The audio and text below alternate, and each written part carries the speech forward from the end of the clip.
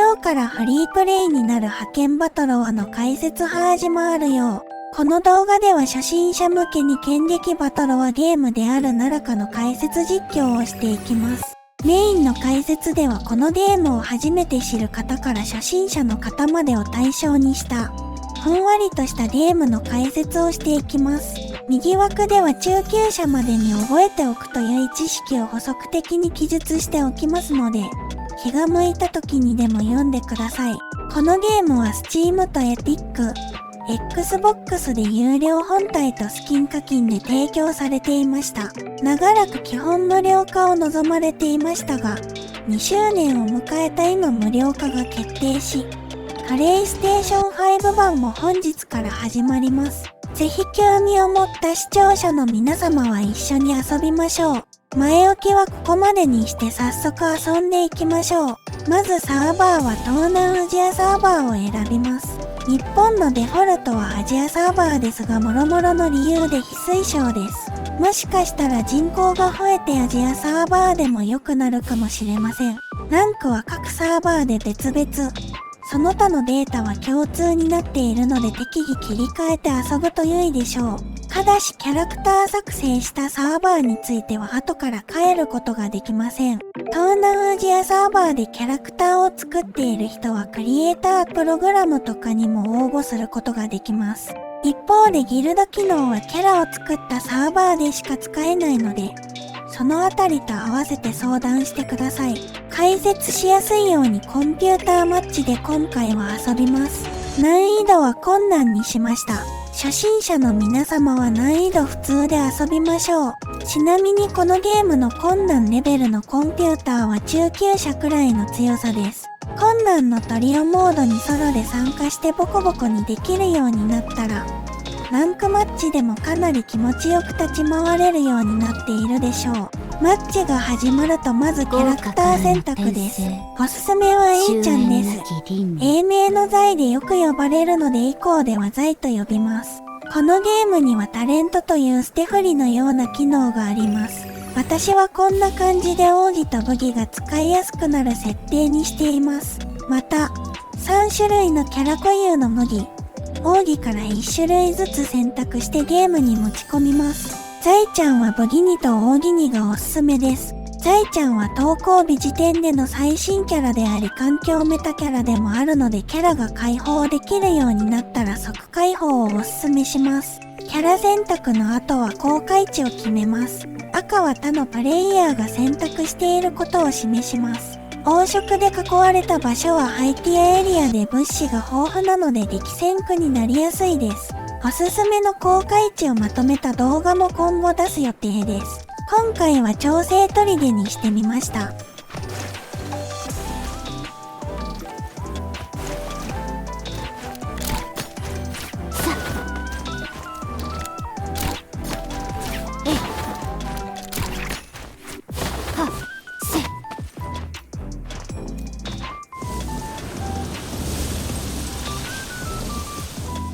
エイテックスでよくあるチームメンバー紹介。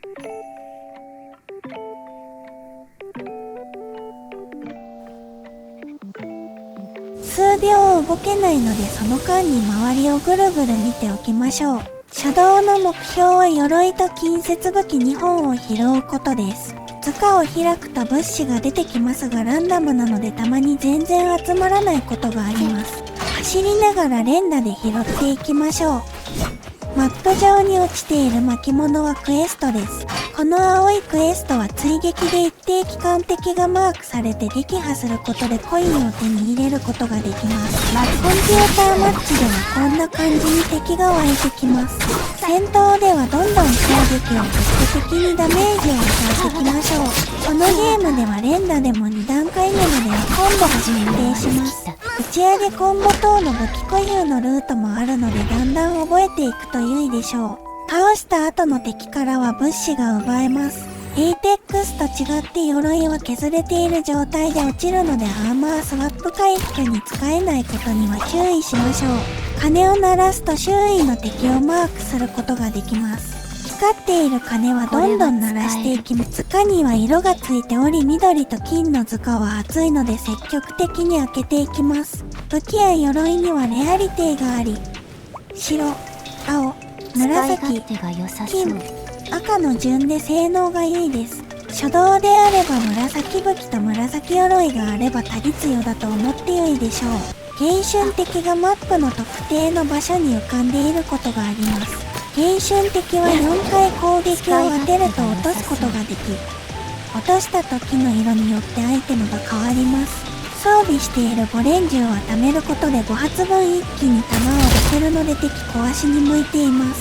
今回はリフトコインでした。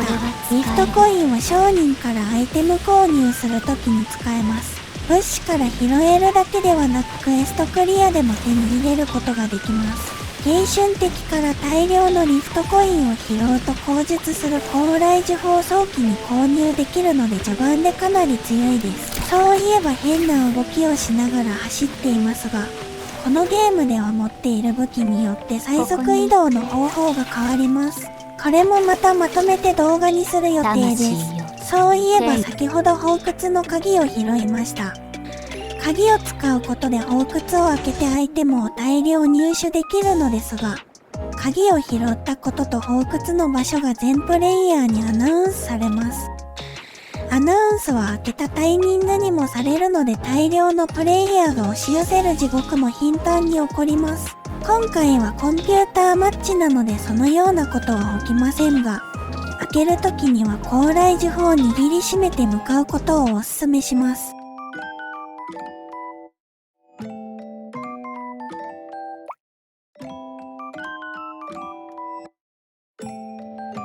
今回は商人で隠し拡張に加えて高麗呪符1を購入しました。1から3までの種類がありますが、3に近づくほど威力、消費期限、価格が高くなります。個人的に2か1の購入がおすすめです。このゲームではため攻撃に通常攻撃に対する合体、青合体がついています。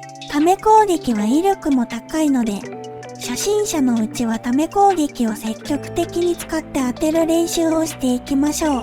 在の武器には使用すると5秒間無敵になることができます。攻撃や回復をすると切れてしまいますが鍵縄は使用可能です。危ないと思ったらすぐ武器を使用して逃走し、状況を立て直しましょう。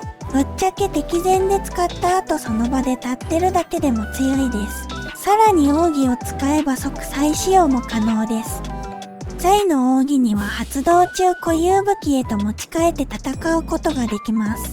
なんとこの固有武器中のため攻撃は金合体となっています。金合体は青合体よりも高い優先度を持つ合体で、相手の武器や奥義以外のほとんどの攻撃でモーションが中断されません。奥義を発動したらとにかく相手に接近してため攻撃を使っていきましょう。相手の死体に赤いエフェクトがついている場合、魂の花が残っています。魂の花を拾うと奥義ゲージに加えて体力や鎧を回復することができます。残っていたらどんどん拾いましょう。それでは洞窟を開けに行きます。高麗呪符を使用することで相手だけがダメージを受ける範囲攻撃が一定時間放たれます。逆に相手に使われたらまず勝ち目がないので予告期間中に範囲外に逃げましょう。今回の洞窟は武器、鎧のパターンでしたね。他にもリフトコインのパターンと根力のパターンがあります。いずれの場合でも必ず特定の武器の金コン玉と紫コン玉2つのセットが追加で落ちています。非常に強力なので必ず拾っておきましょう。今回は相当の根力セットでした。根力は特殊効果のあるものにもしっかり攻撃力上昇などのパッシブ効果がついています。単純に上位互換なので青根力はどんどん紫根玉に入れ替えて構いません。根力のパッシブ効果は同効果の青根力4つで上限になることには注意しましょう。おすすめのパッシブは体力アップです。金色の巻物は戦闘が必要ないクエストです。今回はお参りするクエストでした。余ったリフトコインは根力福袋にしてガチャを回しましょう。金婚玉の主な入手先はこれです。あ、ため攻撃は非常に強力ですが、タイミングよく崩しをされると武器を落として無防備状態になってしまいます。さらに崩しから強力な追撃を加えられてしまうので注意しましょう。槍は固有アクションとして強く光ったタイミングで指を離すことで突進突きを出すことができます。当てることで高速時間の長い乱舞を出すことができるのでトリオやデュオで有効です。一方でタイミングが一定なので崩しもされやすいことには注意しましょう。槍の金婚玉の突き切りは突進突きが外れた時にもう一回出すことができるようになります。非常に当てやすくなるので槍が苦手な方には特におすすめです。また武器と奥義を数秒間使用不可にする効果もつくのもマージです。殲滅できたのでクエストに戻りましょう。このゲームでは鍵縄を使うことで高速移動することができますが、鍵縄の音は非常に大きいです。大きめの鍵縄の音がしたら必ず索敵をするようにしましょう。挨拶のエモートでもクエストを遂行できます。こちらの方がモーションが速いのでおすすめです。1回目と2回目のアンチ縮小のタイミングでは海洋鏡が発生します。内部では邪魔の入らない直接対決をすることができ、勝利することで爆アドアイテムを手に入れることができます。敗北した場合も5分以内に魂の花を拾わないと死ぬ呪いがかけられるだけなので、ノーリスクハイリターンのシステムです。積極的に参加していくことがおすすめです。またマップ上で侵入可能な時間と侵入済みのパーティー数を確認可能です。1パーティーネや3パーティーネで侵入して、相手が来なかった場合には無条件でアイテムを入手できます。門の前で待機してギリギリに侵入することで報酬だけ得るというのも戦略です。このゲームでは壁に張り付いた状態で攻撃することで壁攻撃が出せます。壁攻撃は素早く移動できる上にスタミナを消費しないので、敵から逃走する際に使用できると生存能力が高まります。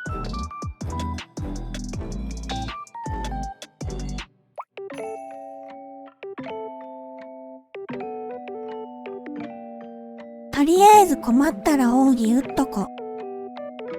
これが環境キャラ、ナーフが入るのでここまで威力は出ませんが、BOT や未対策のプレイヤーには十分強力です。このスザクの力というアイテムを1回目の海洋鏡では取得しましょう。持続時間中に死んでも1回魂の台から蘇生することができます。つまりノーリスクで戦闘ができるアイテムです。他のアイテムは紫鎧と紫武器、紫コン玉が一つずつが確定でもらえます。また奥義ゲージも最大の状態に補充されるので、海洋鏡での戦闘では必ず奥義を使いましょう。ザンバ刀は高威力とためながら動ける縦攻撃が特徴の武器です。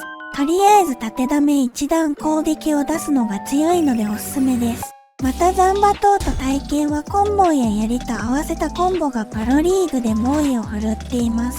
そういえばこのスキンは白菜ヌっていうキャラクターとのコラボスキンなんですが、視聴者兄貴は知っていますか？崩しは結構シビアです。特にシザーズパリーと呼ばれる崩しの出し方があり、これが手癖で出せるかどうかが初級者への登竜門となるでしょう。右枠に崩しの仕様を書いておきますので参考にしてください。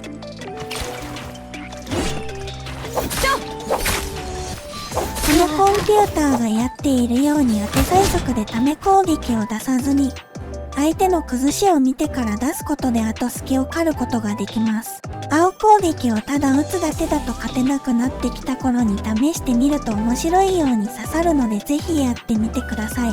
これはスザクの説明のために露骨な自殺をしようとしていますね。スザクの状態で死ぬとこのように魂状態になって魂の台から復活することができます。なお奥義ゲージの状況を含めたあらゆるアイテムが引き継ぎで、鎧を含めたフル体力の状態になります。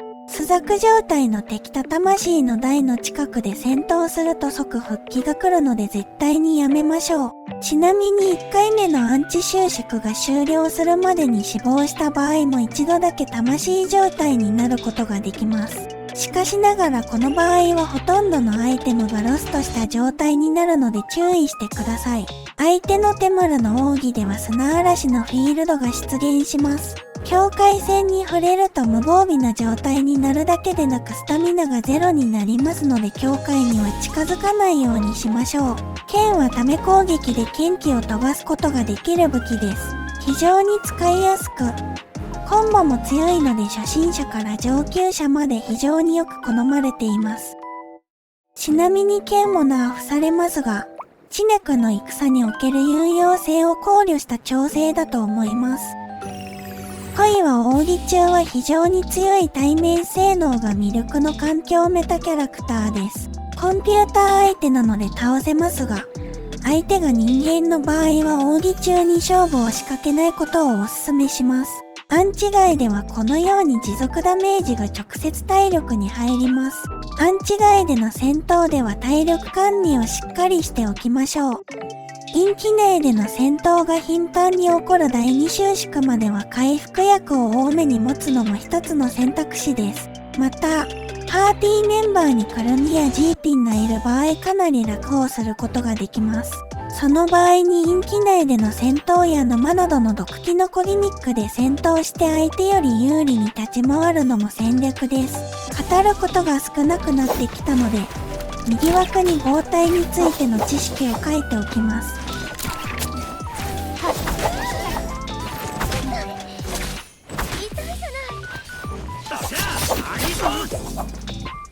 暖かい。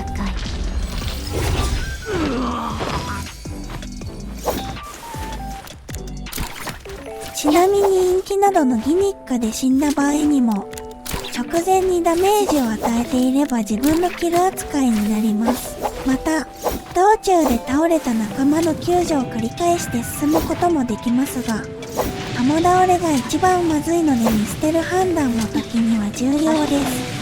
敵を無視して2回目の海洋橋に向かいます。回避境目敵のプレイヤー同士で戦闘になることがよくあります。ですがお互いの幸せのために入った後で戦うようにしましょう。体験はザンバ島と違い、横ため攻撃を歩きながら貯めることができます。特に金婚玉をつけた状態での体験の横3段ため攻撃はトリオでの花形です。縦ため攻撃は近距離での発生が早く、威力も高いため初心者のうちはかなり苦戦させられるのではないでしょうか。まあ多い使うんですけど、いつもね。ちなみに大ちゃんは環境キャラですが、逃げる相手を捕まえるのが大変なのでソロではあまり使われません。そう入ってもソロでも十分強いのでまずはこの子を使いましょう。2回目の海洋橋では限度の力を取ります。一定時間の間近接防御力が上がるだけでなく周りの敵をマークして索敵してくれます。ヒオやトリオだと清流の力もありますが持続時間が短いので即戦闘になることが予見できている時に取ることになります。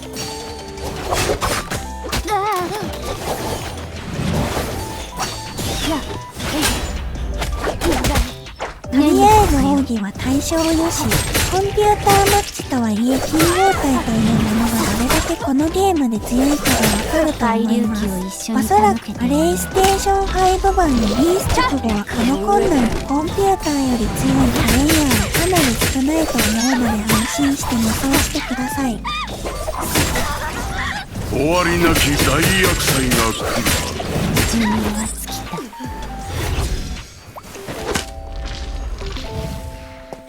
暖かい。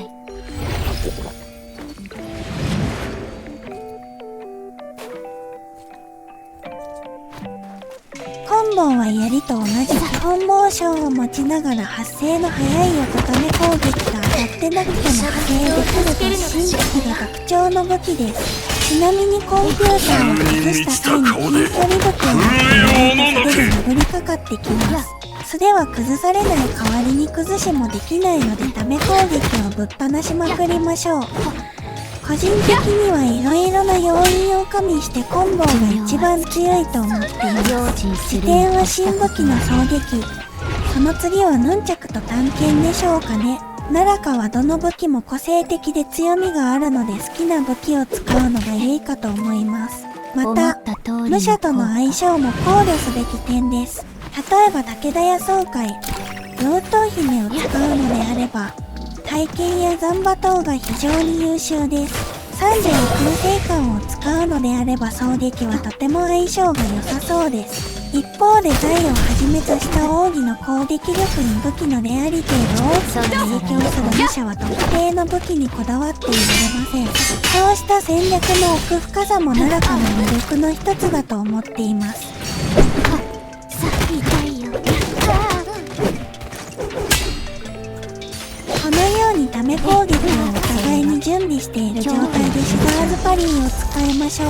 相手が最速ではなく遅らせて出すのであれば、自分は最速でため攻撃を打てば当たります。相手がシザーズパリーするのであれば遅らせたため攻撃やダッシュキャンセル通常攻撃が当たります。奈良かの基本的な戦いはとにかくため攻撃から始まりますので、観戦するときもそこに注目すると楽しめると思います。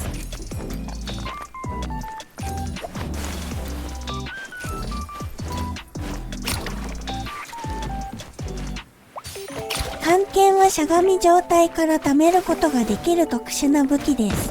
横ため攻撃が伸びる上に発生が早いので非常に強力で、有利状況を生かした攻め継続連携は実装されてから壊れと言われ続けています。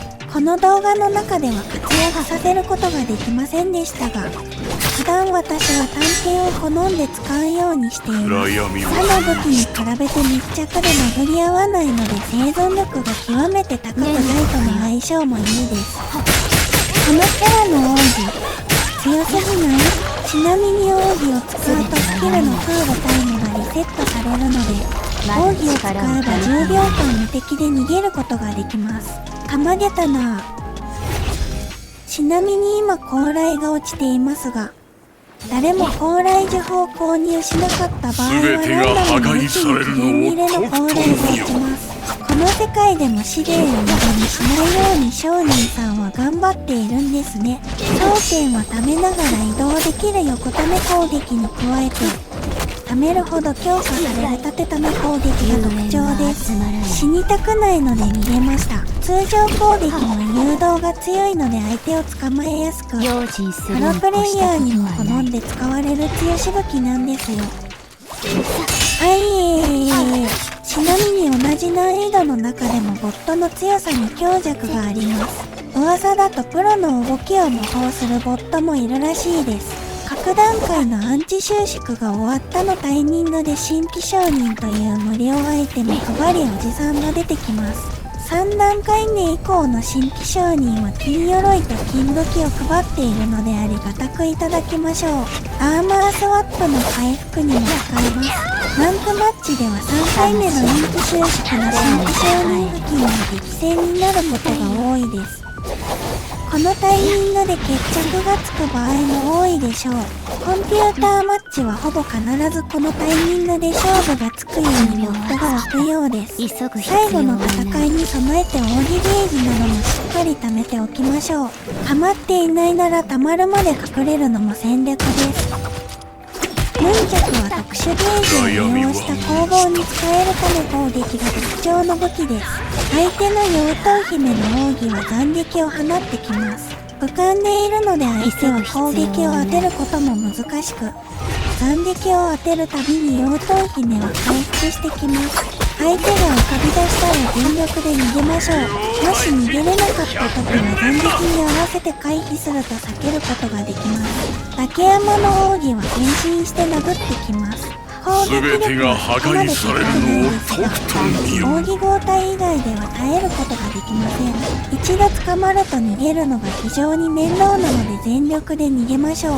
ちなみにジャンプ超押しでする2段ジャンプの高さでは変身中の攻撃が当たりません。捕まった時にもだから邪魔が入らなければ2段ジャンプした高架技縄でぬるっと逃げられます。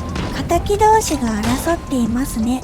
漁夫のタイミングは非常に重要ですから実戦でも状況をよく確認した上で参戦しましょう。そろそろ人にというわけで GG です。ナラカというゲームについて少し分かっていただけたでしょうか。今回は見せられなかった武器やキャラなど様々な要素も数多くあり、非常に面白いゲームとなっています。本日からは基本無料で遊べますので皆さん遊んでみてはいかがでしょうか。ご視聴ありがとうございました。